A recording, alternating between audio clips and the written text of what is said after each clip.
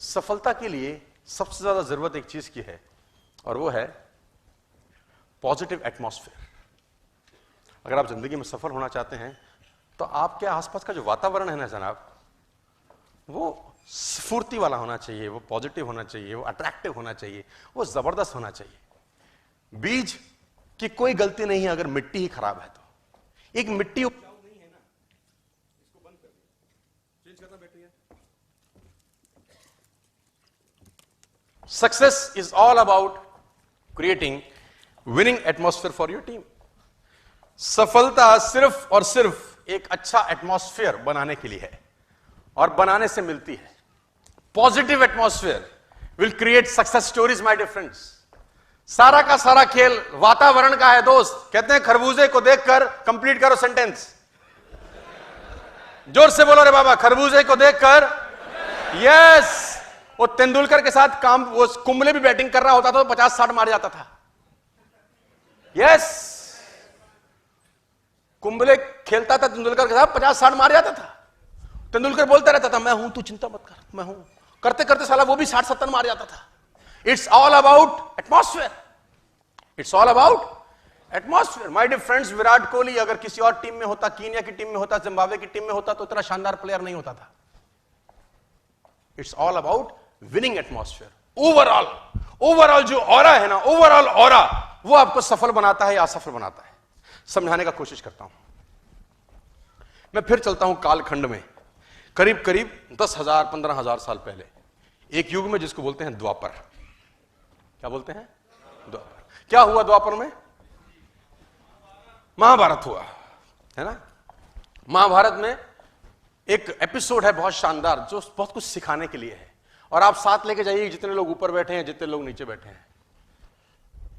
महाभारत में एक एपिसोड हुआ कि उसमें एक मार्मिक टच है। हालांकि तो युद्ध हुआ तो दोनों तरफ से लोग मरे। 18 अक्षौणी सेना थी। 18 अक्षौणी। 18 अक्षौणी का मतलब, अब डिटेल में समझाने का मत बोलना कि एक अक्षौणी में कितने रथ होते हैं, कितने हाथी होते हैं, कितने घुड़सवार होते हैं, अब मत समझिए, मोटा मोटा समझिए। 18 अक्षौणी। 18 में 11 कौरवों के पास थी, 7 पांडवों के पास थी। मतलब पांडवों की सेना 7 अक्षौणी थी और कौरवों की सेना 11 थी। उनकी फालतू थी, कोई दिक्कत नहीं है। बहुत लोग मरे, करीब करीब 1 करोड़ लोग मरे महाभारत के युद्ध में। 1 करोड़ लोग उस जमाने के अंदर। पॉपुलेशन तब भी थी, हमको रोते रहते हैं 100 करोड़ हो गए, तब भी साला 1 करोड़। उसमें एक मार्मिक एपिसोड है। मार्मिक एपिसोड यह है कि अभिमन्यु वध उसका सबसे मार्मिक एपिसोड है कि अभिमन्यु को घेर के मारा गया। वो युवराज, एक युवक लड़का जो धनुर्धर था अपने पिता अर्जुन की तरह, उसको घेर के मारा गया उस प्रबल, और सबने मिलके मारा। और उसके अंदर कौरव पे सब बड़े से बड़े लोग थे। सब बड़े से बड़े लोगों ने अभिमन्यु को घेर के मारा। आपने ये जानकारी सुनी होगी, देखी होगी, कही होगी, कहीं ना कहीं पढ़ी भी होगी। लेकिन उस पर्टिकुलर एपिसोड में जो विलेन बना उसका नाम था जयद्रथ। उसने अभिमन्यु वध तो नहीं किया, लेकिन मरे हुए अभिमन्यु को लातों से मारा। जयद्रथ ने मरे हुए अभिमन्यु पे लात मारी।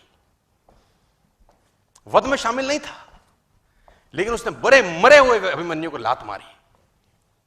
और इतिहास यह बोलता है कि जब अभिमन्यु वध हो रहा था तो अर्जुन अवेलेबल नहीं थे वहां पर, कहीं और गए थे, किसी और युद्ध में थे।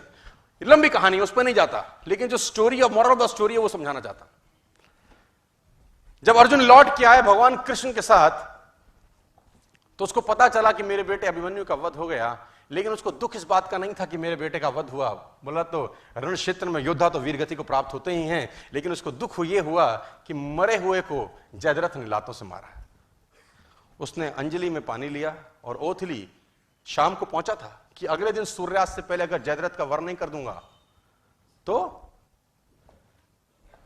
अपने आप को जला डालूंगा, अग्नि में अपने शरीर को समर्पित कर दूंगा अगर अगले दिन सूर्यास्त से पहले जयद्रथ को नहीं मारा मैंने। अब जैसे ही उसने ये घोषणा करी, एक गोल रखा, एक टारगेट रखा, दोनों सेनाओं में हड़कंप मच गया। कौरव प्रसन्न हुए और पांडव उदास।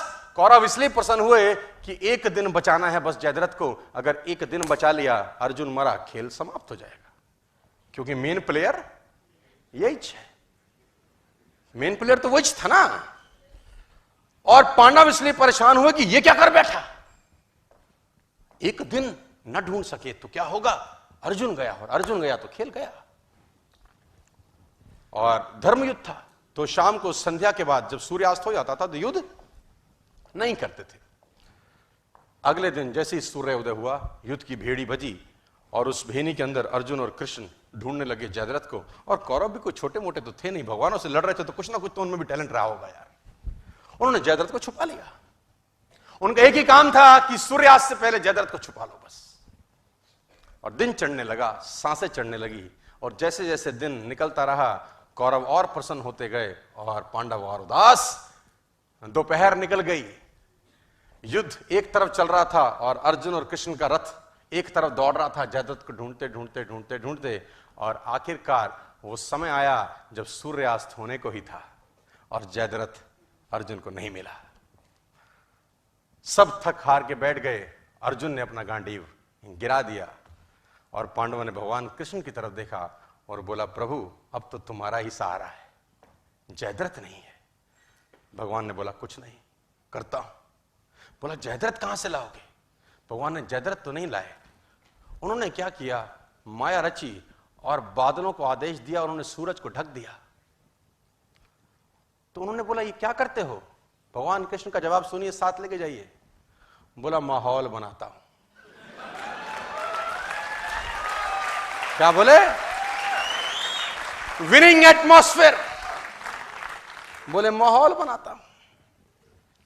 और जैसे ही बादल सूरज के सामने आए, सूरज छुप गया और उन नालायकों को लगा कि सूर्यास्त हो गया।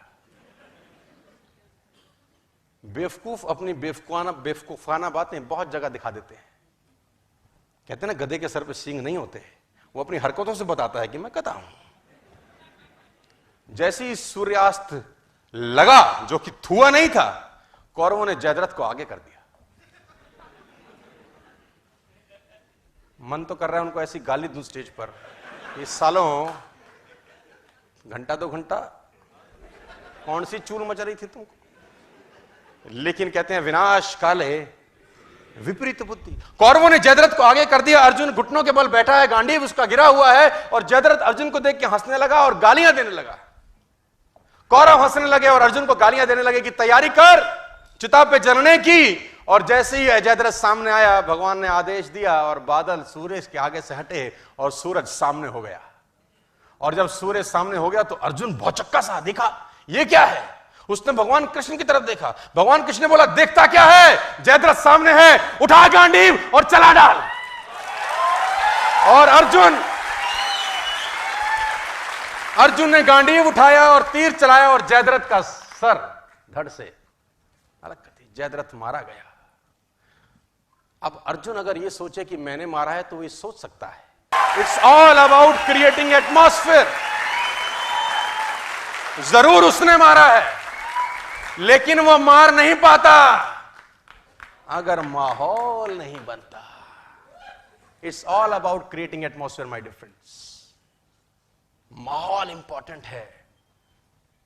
आप अपनी टीम को एक बेहतर माहौल दीजिए तो एक छोटा सा व्यक्ति भी जो अनएजुकेटेड हो सकता है, जो कम पढ़ा लिखा हो सकता है, जो गरीब परिवार से आ सकता है, ऐसा हो सकता है जिसमें कम